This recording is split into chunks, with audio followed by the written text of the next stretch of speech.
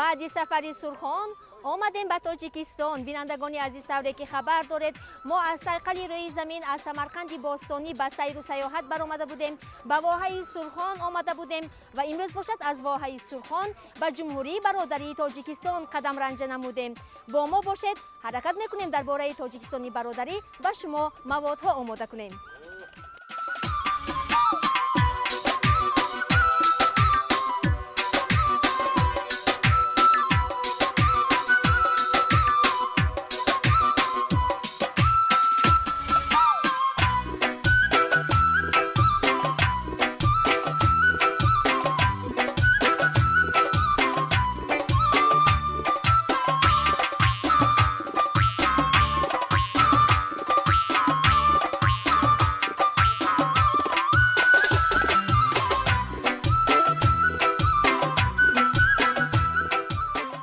بینندگان عزیز، مخلصان گروه اودیون، سیر و سیاحت ما به تاجیکستانی برادری آغاز شد و اولین منزلی که ما آمدیم این حصار شادمان است، حصار قدیمه است و در مجموعه حصار قدیمه یک چند مدرسه ها از جمله مقبره مخدوم اعظم و دیگر جایگیر است و از جمله مشهورترین معروفترین مجموعه قدیمه اینجا این قلعه حصار با دروازه ارک می باشد. حالا حرکت میکنیم وارد آن شویم و به شما نیز در این باره معلومات ها دهیم.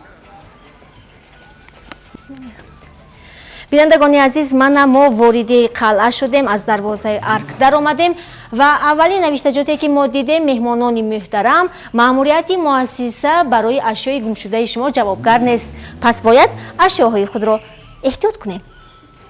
السلام علیکم، خودتون رو شناس کنید. السلام علیکم، خوش آمدید به حصار.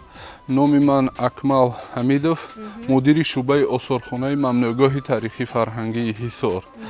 این جای تاریخی است و در این جای از سالهای قدیم تا سال 1924 شهر بود، شهر حصار، یکی از شهرهای قدیمه تاجیکستان. این شهر، تاریخ چندین هزار ساله ملت تاجیک را در بر گرفته، انعکاس کننده تاریخ بای این ملت تمدن آفر است. معنای کلمه حصار قلعه، جای احاطه شده. 709 سال میلادی این شهر این نام را گرفت. پیش از آن باشد نام این شهر شومان بود، یعنی جای آباد، پیشانی زمین. در گذشته حصار جزء از بسیار دولت ها بود.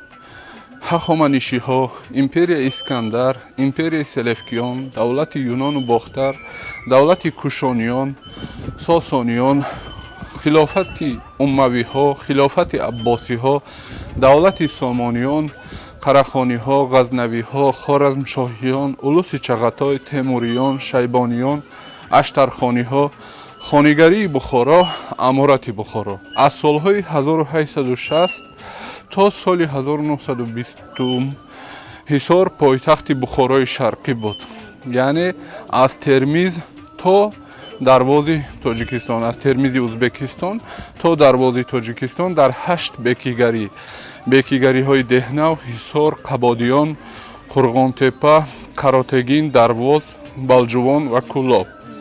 سال 1920 آخرین امیر امارت امیر سعید علیمخان به حصار آمد، چونکه بخارا را ارتش سرخ گرفت. 6 ماه در حصار بوده، بعدا به کولاب رفت، از کولاب به افغانستان. سال 1944 در آنجا از عالم چشم پوشید.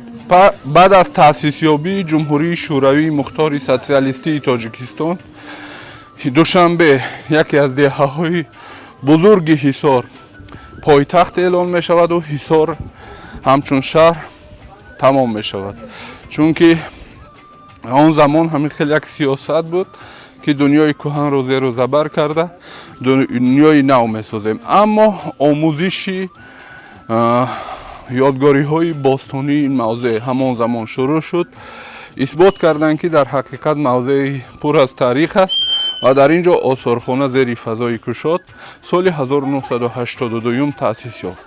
از آن شهر باستانی اول قلعه حصار، در بیرون یک چند یادگاری های معماری باقی ماندند و خلاص. قلعه حصار дар навбати худ аз се қисми асосӣ иборат аст. Баландтарин ҷояш ҷои ҳокимнишин буд. қасри ҳокими Ҳисор он ҷо буд. ҳозир аз сари нав босозӣ доранд. дар оянда бояд осорхона шуда ба истифода дода шавад. дар теппаи дуюм ки номаш уштурхона ҳаст, болои он теппа ҷои зисти хизматгорон буд, ҷои амбор ва ҷои аспу шутурон. дар ин қисмати калонтарин ва пасттаринаш ҷои зисти сарбозон буд. тақрибан 400 сарбоз дар ин ҷо дар хонаҳояшон зиндагӣ мекарданд баҳри ҳифзи қалъа ва ҳоким. он теппаҳое ки атроф мебинед боқимондаи деворҳои қалъаи Ҳисор ҳастанд.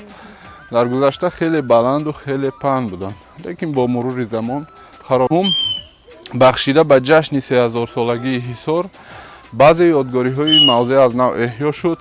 растаи дуконҳо дар дохили қалъа сохта ба истифода дошт шуд. дарвозаи аскархона, як наврӯзгоҳ ва як чойхона.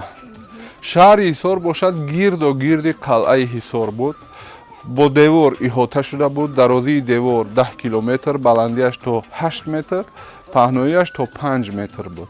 боло-болои ҳамон дарвоза миршаб бо аспу ароба чарх зада шаҳрро назорат мекард.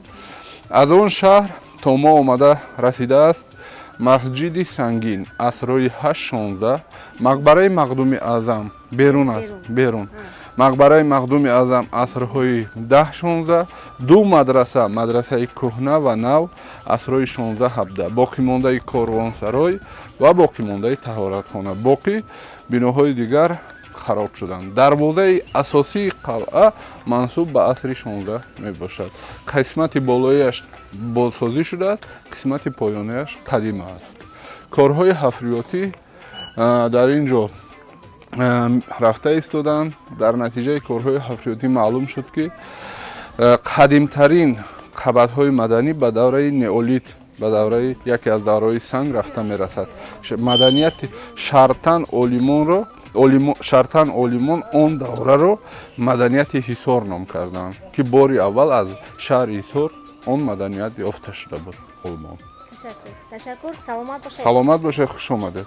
бинандагони гиромӣ, маълумоти ҷолиби дигар диққати моро ба худ ҷалб кард ки ин дар соли 2014 вақте ки аз ҷониби олимон дар ин ҷо корҳои ҳафриётӣ бурда мешавад, дар ана ҳамин теппае ки шумо дар қафои ман мебинед дар чуқурӣ ҷасади зане ёфт мешавад ки вай тақрибан 4000 сол пеш аз ин хок шуда будааст ва таҷҳизотҳои рӯзғор, яъне асбобҳои рӯзғор, косаву табақҳое ки дар атрофи ӯ ёфт шудаанд хеле хуб нигоҳ дошта шудааст мегӯянд мутахассисон ва ҳамаи ин аз он далолат медиҳад ки ин манзил, ин макон то чӣ андоза қадимаву таърихӣ аст.